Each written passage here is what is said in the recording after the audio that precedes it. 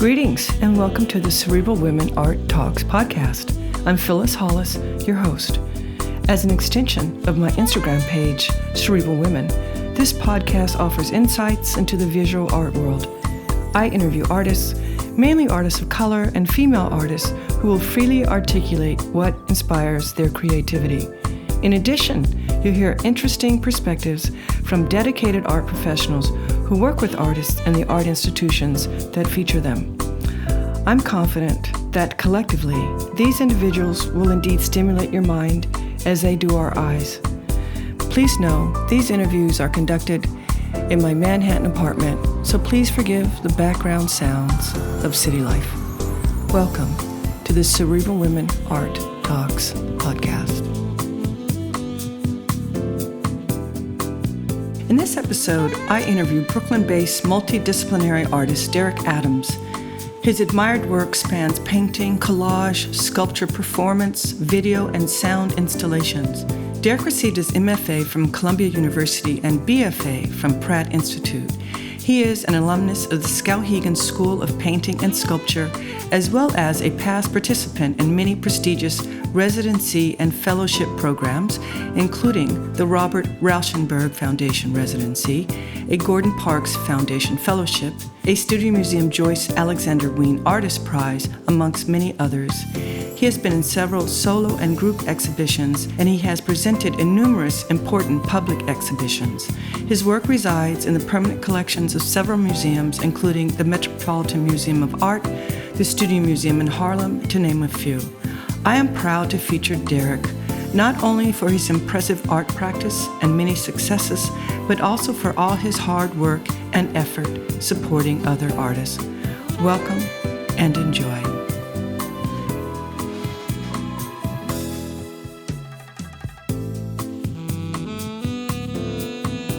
Derrick, it's so great to have you on my podcast. I've been pursuing you for a little while, so I'm happy that we finally had a chance to connect. So we have so much to talk about today. You've done so much. I'm so impressed with you as an artist and as a person. But let's just start with you first telling us about yourself and when did you realize that you are indeed an artist? Well, I'm happy to be joining you today. I always enjoy our conversations. And when we get a chance to meet up at various, friends, places, right. Artists, whoever. Yeah, it's always a pleasure. Thank you. Well, when I was in elementary school in Baltimore, which is my hometown, I was always into art and drawing and doing different things. And I had a really, influential art teacher, a younger Black woman. As I recall, her name was Mrs. Wilson. And she was an art teacher, and she would give me like outside assignments that were not part of the class assignments because she saw that I was, really interested in art and maybe more advanced in some ways. And so she started to give me like assignments that were contest focused and things that, were related to other more national contests in the city with like energy conservation, heritage related themes. And so she started putting my work just in these shows, which I wasn't even aware of what a contest was at that time as a young elementary school kid. But I started to, win contests and win, awards and things like that. And she just really made me aware of like the role of an artist, the impact an artist could have, the prestige of being an artist, things that I never really considered as a young artist. And then also the school, my school that I attended also started to notice what it is to be an artist. And they started to appreciate art in a different way at school. So I started to think about art and the importance of art at a very young age, just based on an awakening of the whole school through this one teacher's, motivation. And you've worked with youngsters since then, right? Yeah, I enjoy working with younger. My undergrad degree from Pratt is in art and design education, which is basically a teaching degree. And part of that, having that degree, was teaching in the public school system and museum education. So after Pratt, I worked at Brooklyn Museum art program. I taught in the Lower East Side School. I taught in PS3 and Bed-Stuy. I was taught like a lot of other elementary grade school before going right into like my profession as a full-time artist. I was teaching, working with kids a lot, which was very enjoyable, actually. I bet. So share with us what group you're teaching now and what it's like teaching during COVID. Well, I accepted a position at Brooklyn College a couple of years ago in the art department. And so now I'm working with the grad students and the undergrads in the art department, which is definitely rewarding but challenging at this particular time because of the limitations of of access to the department and to the campus. So a lot of the things we're doing, or most of the things we're doing, if not all, are remote. And so my day really consists of being on Zoom and doing Zoom meetings with students in their, whatever the space they decide to use as their studio space off campus, because, we're not allowed to be on campus. So that's been a challenge because just understanding space and access has changed for a lot of the younger artists. The graduate students who are mostly from out of state, and then the undergrads who are mostly like first generation New Yorkers, parents from, other places. And so they, I feel like the younger students have adjusted more because they're from here. And I think that people from here have a certain level of adapting to environments in a certain way or conditions in a different way. So it's not as much of a challenge for the undergraduate BFA students as it is for the MFA students who are coming from other cities, but it's definitely keeping me on my toes. I mean, you have to really be engaged when you're doing Zoom meetings and being very present, Right. Yeah, using a studio visit, you are looking at the art most of the time and not the person. But with the Zoom meetings, you are really looking at the person most of the meeting. And then if they're doing a presentation of their work, you still have to somehow be, present when you're looking at the work and the person, So it can be draining because it's so much about your energy. So during this time, are you actively creating, and how has this situation impacted, where you are mentally and what you want to create? I've actually, I think I've been more productive right now in this past few months than I have been able to concentrate before then. Before the pandemic and, the quarantine, I was working on, I had multiple shows happening and things were happening. And actually I opened like 3 shows right before this all happened. Maybe 4. I did, I had a show to open that at SCAD Fashion Museum, then Peabody Essex Museum, and then Yonkers at Hudson River Museum. And those shows all happened right before this all happened. Right. And so I was pretty exhausted at that point. So when everything shut down, I was like pretty much like, thank God. Like, I mean, I wasn't, I know that, there been a lot of tragedy and trauma attached to it. I've been, very helpful in areas that I can be as an artist, as a person, with supporting my fellow artists and friends in need.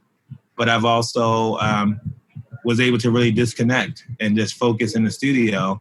And I feel like I produced a considerable amount of things I was trying to accomplish before everything happened. I was able to really focus and produce a lot of work, and a lot of work that I felt really strong about. So it was, it had its downside, but for me on the creative side, it was very influential for, what I was making and how I was making work.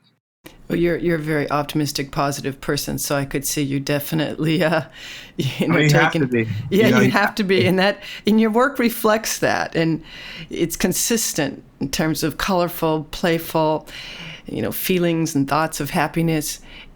Where's your head at like now? I mean, how has COVID? Are you driven more to reflect happiness in your work? I mean, I think that when you really think about the experience, the Black American experience, and all the things that have happened to us and that we had to endure, the fact that we're here and the fact that we've been able to exist, and in this time, as well as even more severe circumstances, is something to also celebrate and acknowledge. And the fact that we are multidimensional, and we have multidimensional experiences as humans, and regardless of the fact that we're constantly pushing against injustice and pushing against oppression, oppressive structures, we still found time to be nurturing to each other, and to and to have family, and to celebrate these things. And I feel, just as a Black person, we're not always given the opportunity, even within our own group, to celebrate those things and to put those things forward, because we feel sometimes in danger of people thinking that we're okay, that things aren't as bad as they look. But in all actuality, that's the way that we really been able to survive, is to look at the multidimensional quality of who we are, and the fact that we do have, triumphant moments. And, when people, even when we're looking at images online of activists from, the 60s and the 50s, the images that really draw us a lot, and the images I see online a lot, are images of these individuals at parties, and these individuals dancing, and how people are so blown away to see like James Baldwin dancing with Maya Angelou at a party, or those types of things. Those are things that we look at as very significant moments in history, to see these people who are very serious and very focused, but we also are very excited to see the images of them having social gatherings. And I think that we should think about those things when we're thinking about the future and what we want people to see about us as creators, and what we think is important beyond the topical issues that we face, which is very mirrored to things that we've always faced. But something is very consistent also with those circumstances, that we still find time to enjoy one another's company, to support each other, to be in spaces where we feel safe and loved. And I think that the next generation should see those images as much as they see the images of trauma and of oppressive experiences that we are having. I think that it should also always be balanced by the two, because, I personally don't want the next generation to look at this time and only see trauma, and only see the things that will not empower them necessarily, but to see those images and that history, juxtapose other celebratory histories that we've been able to accomplish. And the fact that we've actually even accomplished these things during these particular times is all the more the reason to celebrate the achievements that we've had as Black people. Right, and to be proud. And with those thoughts, what inspired you, or what motivated you to start your retreat? Share with us. Oh, so, in Baltimore, where's my hometown, I've made an effort in the past couple of years to start, going back home and becoming more, to become reacquainted with my hometown, because I've been in New York since '93, but I've always gone back to Baltimore to visit family, which majority of my family is still in Baltimore. But I've also been, reconnecting with the younger creative community in Baltimore, and just, being very responsive to what's happening, and being very nurturing to the next up and coming artists. And then the reason why I moved to New York was because of the lack of exposure, the lack of opportunity at the time that I was a younger artist. And so I'm noticing in Baltimore how there has been such a surge in the level of creativity. And for me, I've noticed more coming from the Black community, creative community in Baltimore, that they've been very, advanced in their practice in art making and thinking about business, and being very strategic in the way that artists, are all around are not doing. I think, I started to see something that was really fascinating for me in Baltimore. And so I had the opportunity to acquire some property in the heart of the city. And I decided to, create a retreat for Black artists. And that kind of was my focus. At first, I was kind of considering, who would be the audience, how specific it would be. And I kept coming around to the idea of making it for Black artists or Black identified creatives, and not only visual artists, but literary, culinary, tech, business focused creatives who are thinking about endeavors in business that can kind of somehow be in conversation with visual artists or culinary or literary. And I just, from being from Baltimore and seeing the kind of economic unevenness of the Black community and the other community, I just felt that this retreat and residency would be more beneficial to focus primarily, if not exclusively, on the Black creatives. Not saying that the other non-Black creatives and other people who are allies to this interest they also can be a part of it in some way, because there will be programming around a lot of the conversations that are related to the artists and the people who are there. There will be opportunities for social engagements with, in intimate settings that will include other people. But my focus was to kind of give Black creatives a place of rest and an oasis and a reflective environment that you can or you don't have to be productive. Like, you don't have to come there to make stuff. You can come there to relax. You can come there to meditate. There will be people who are qualified practitioners leading conversations in meditation and relaxation and things, even financial advice, things that I feel have kind of been the most necessary things to me moving forward in the way that I see the lack of these services in other residencies or retreats. And I really want to make this space really not a working space, although there are studios being built. There's also like a big group gathering space that's being built. And then there's, quite a few rooms in the houses for guests and for visiting critics and visiting writers who may be in town for a couple of days.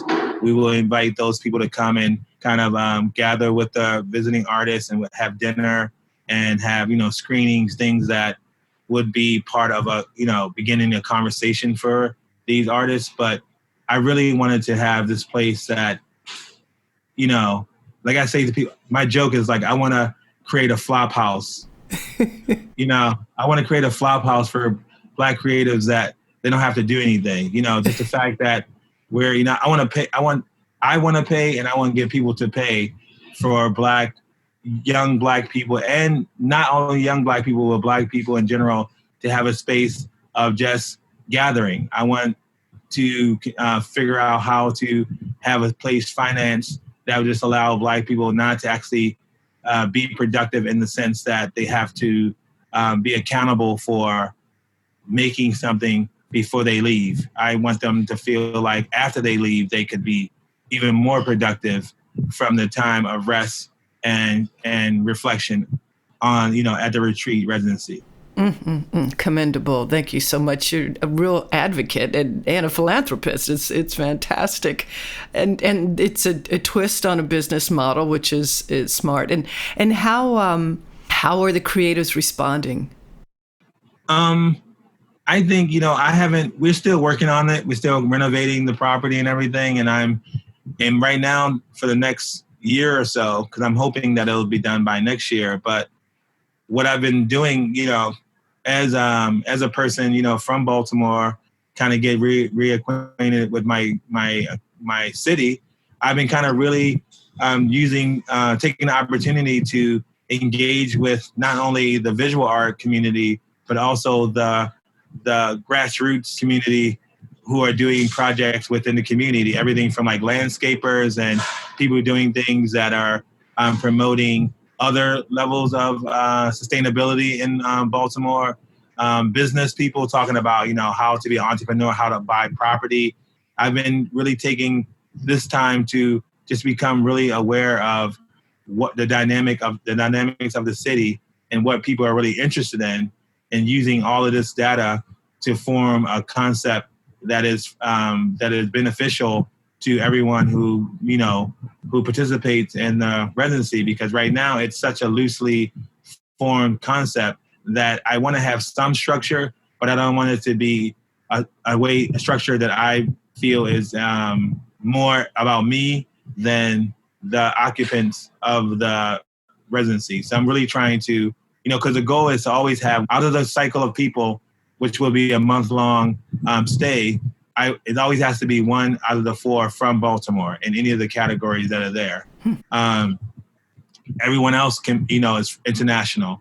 And the reason for that is to somehow bring these people to Baltimore and allow these artists from Baltimore to engage with an international audience and community without necessarily having to leave Baltimore. And Baltimore also has a very interesting opportunity for real estate, housing and things that are really at low prices. And I noticed that, and I also wanted to really think about, having these young creatives stay in Baltimore and get, acquire property.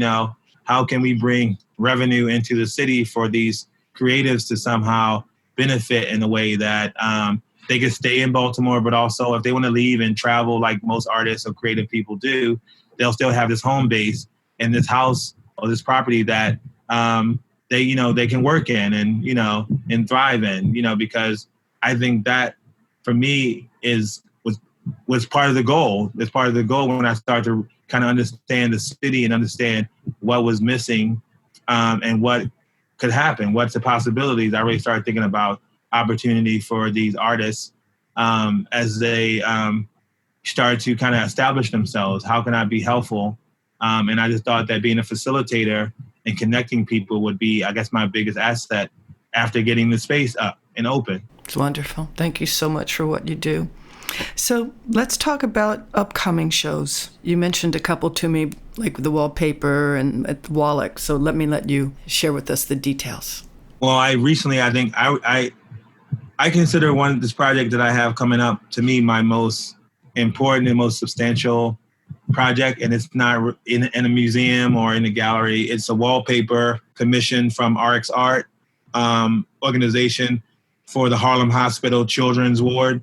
Wonderful. I was commissioned to make wallpaper for a few rooms that are in the emergency part of the children's ward of the hospital. And so it really put me to task to really think about my work and what it would do in a space where children would visit and would have experiences that, again, are traumatic experiences. That's why kids would come to a hospital in most cases, and how my work can somehow influence a positive outcome, or at least some possibilities of, reminding them about the more positive parts of their lives and the most positive part of who they are as humans. So I designed wallpaper, and I had to really think about it, because as an artist, you do have an audience, or you can think about an audience, but it's really more about like what you want to make. And really, in my studio, I'm always producing what I feel I want people to see. But in the case of creating this wallpaper image, I was really thinking less about myself and more about what would make a kid who's coming to the hospital for some, severe reason or whatever, look at this, take their mind off of their experience. And so I was more challenged with this wallpaper in a way that I felt really pushed my practice or confirmed my position as an artist and what my personal interests are and concepts for making art in a way that was, I think, highlighted in this project. Amazing. I often ask artists to share with me, do they keep their audience in mind when they're creating? And the answer is usually no. And this time it's yes. And I would think it's very challenging. It's very challenging. Yeah. What a great thing to focus on, how to make children happy, I mean, the thing about kids, they're the toughest audience. They either like it or don't like it. They don't have that way of looking at things through a lens that has been imposed necessarily on the way that they receive images and the way that they determine what is valuable and what is important. They just kind of like what they like, and they don't like it. They don't like it. They'll tell you sometimes if they don't like it. And for me, when I'm in my studio making work, I don't necessarily think about the audience when I'm making work in my practice. I do consider that I'm in conversation with an audience in some way, but I also think that I already know through my subject matter what I'm trying to communicate, and that my audience or whoever those that might be will receive it in a way that I think would be beneficial to them. So I don't think about audience as I'm making, but I think about audience as in placement, where it's going to go, who's going to see it. I think about those things when I'm making work. Interesting. So you have another show, right? The Wallach? Yeah, so it's another show at that's being, I guess it's a group show. But quite a few of my peers are in. It's a triannual, Harlem triannual, and it's going to be in the Columbia Gallery, the Wallach Gallery, I think opening in maybe a week. Wow. I think. And I'm excited for to see the collection of artists. I mean, I included in my contribution to the exhibition was a piece that kind of extended from my long interest in the Green Book, and in my exhibition that was at Museum of Art and Design that incorporated the Green Book, published by Victor Hugo Green, postal worker from Harlem. And I incorporated, again, a wallpaper installation in this exhibition with Harlem listings, or at least Upper Manhattan listings, and that were in the Green Book as part of the subject in this particular work. Fascinating. That's wonderful. Wow, that's great. Yeah. And your show at Hudson River just closed like late August 23rd? Yeah, so the show that I had, Buoyant, that was at Hudson River Museum in Yonkers, has now traveled to St. Petersburg Museum in Florida. That part of the show, but the other installation I had at the museum, Party and Plan, which is another installation in the museum, is still installed there, I think, for another few weeks. And that part is not going to travel, but the part that exhibition that included the Floaters, which is the series of works that I started in 2015 of Black figures and leisure on flotation objects, that is traveling. And so, and that's all, that exhibition, that particular body of work has, that series has ended. And so I'm happy that I'm able to share the experience of making those works and having those works back, joined together, and to show this series that I felt really strongly about when I was making the work, because I thought it was a need to show images like those images in the world. And I'm so happy that it's traveling. Yeah, that's wonderful. Wow, this has been a great chat.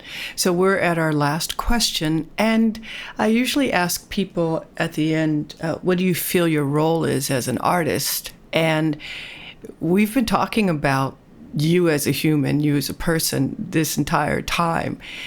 And it's a sort of an obvious answer, I think, but what do you feel your role is as an artist? You do so much, you give so much. But if you could say in, a few sentences, what do you feel your role is as an artist? I think I would like to think that most artists who have an idea, and the idea becomes a motivation for making work. I think that once you start making work and you're consistent, your audience or the people that receive your work they kind of form an idea of your purpose in some ways because they're affected by it. And then you get to understand the effects of your work on other people.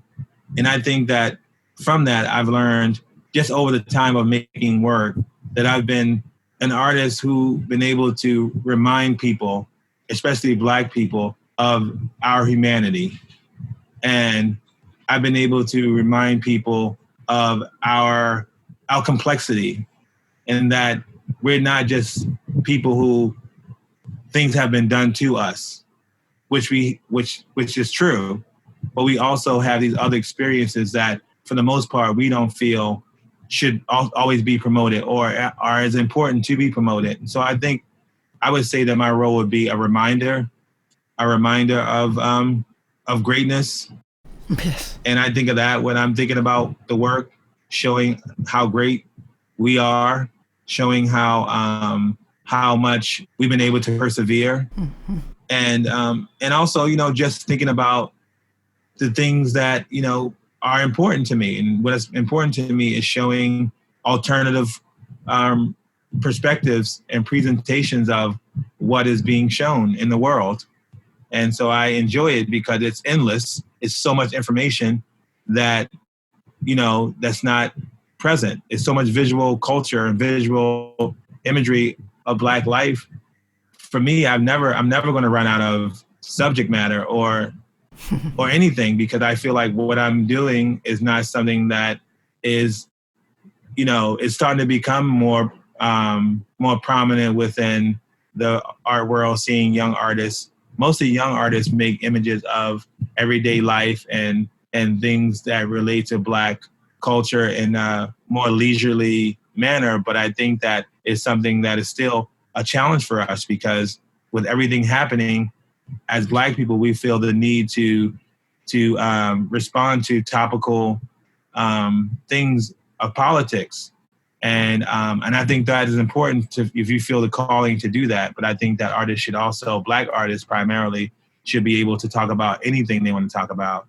Because I think any particular position that a Black artist pick is political with everything happening. And if you feel strongly about what you want to make and what you want people to see, then I think that's a really strong stance that you have to stand by and believe in it.